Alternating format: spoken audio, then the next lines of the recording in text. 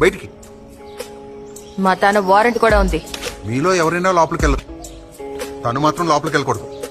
ఎందుకు పోకూడదు? మీ పర్మిషన్ ఏం అవసరం లేదు మాకు. నేను నీతో మాట్లాడాలనుకోవట్లేదు.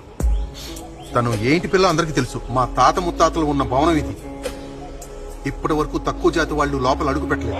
ఎవరు ఎక్కువ ఎవరు తక్కువ అది డిసైడ్ చేసేది మీరు కాదు. పూర్వీకుల భవనమా?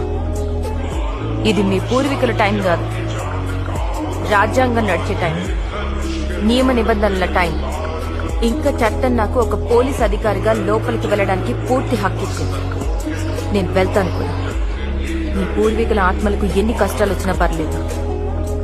ఒకవేళ నేను లోపలికి వెళ్లకుండా మీరు అడ్డుకున్నారంటే కుల ప్రాతిపదికన వివక్ష చూపించి పోలీసుల్ని తమ పని చేయకుండా అడ్డుకున్నారని ఆ నేరం మీద మిమ్మల్ని లోపలేస్తాం.